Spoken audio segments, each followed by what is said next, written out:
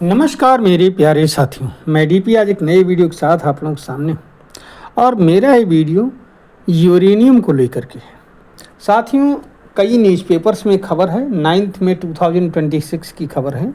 The Tribune में भी है, दैनिक भास्कर में भी है, दैनिक भास्कर इंग्लिश एडिशन में भी है, और भी कई न्यूज़पेपर्स में ये खबर है या न्यूज़ चैनल्स में ये खबर है। अलग अलग खबर क्या है? खबर यह है कि US removes highly enriched uranium from Venezuela.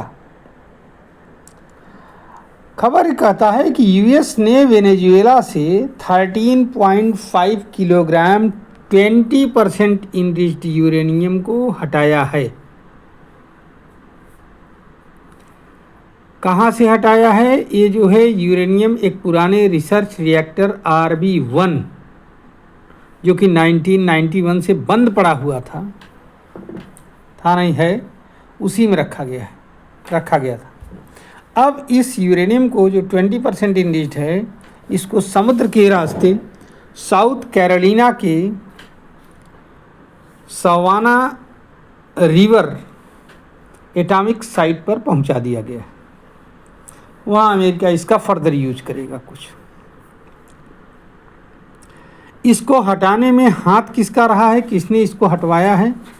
तो national nuclear security administration NNSA ने इस ऑपरेशन को अंजाम दिया है।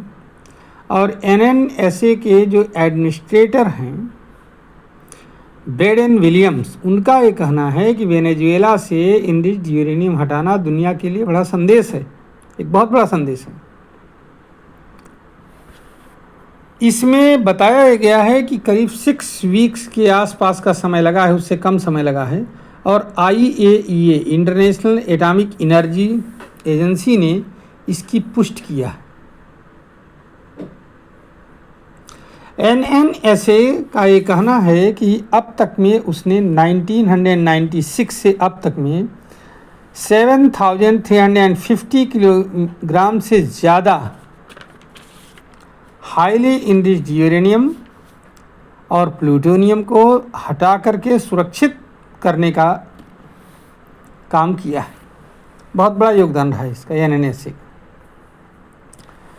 ट्रम्प प्रशासन का अब इसके आगे दावा क्या आता है कि ईरान के पास, जैसे वेनेजुएला के पास तो 13.5 किलोग्राम 20% वो भी इनरिच्ड है, ईरान के पास 408 किलोग्राम यूरेनियम है और ये करीब जो है ये 60% इनरिच्ड है।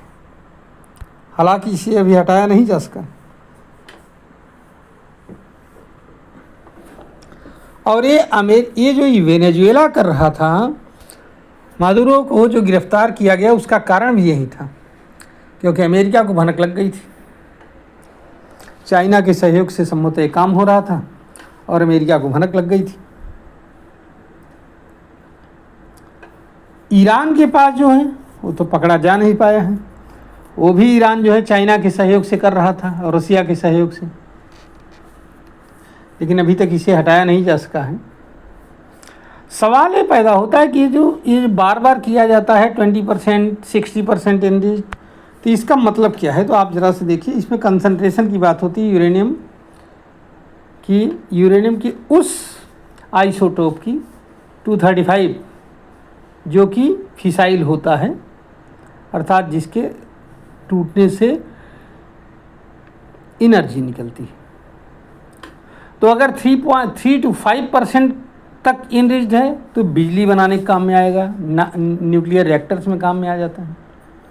20% इनरिच्ड है तो बेहतरीन, लेकिन हथियार नहीं बना सकते हैं। 60% को नियर वेपन ग्रेड का यूरेनियम माना जाता है, और अगर 90% या उससे ज़्यादा है तो उसका उपयोग किया जाता है एटम बम बनाने में, परमाणु बम बनाने में। अब यहाँ ये ध्यान रखने का विषय, ठीक है।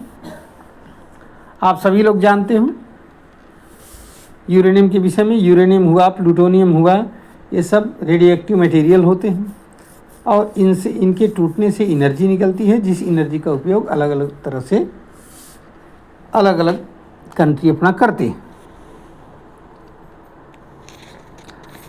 तो ये रहा पूरा इसका गेम वेनेजुएला से यूरेनियम को हटाने का।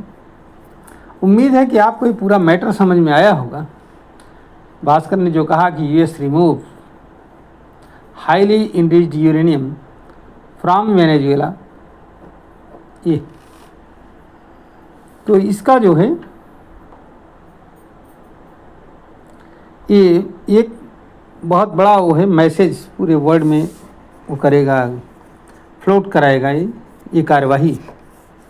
उम्मीद है कि आपके समझ में आया होगा पूरा किस्सा क्या है इसका।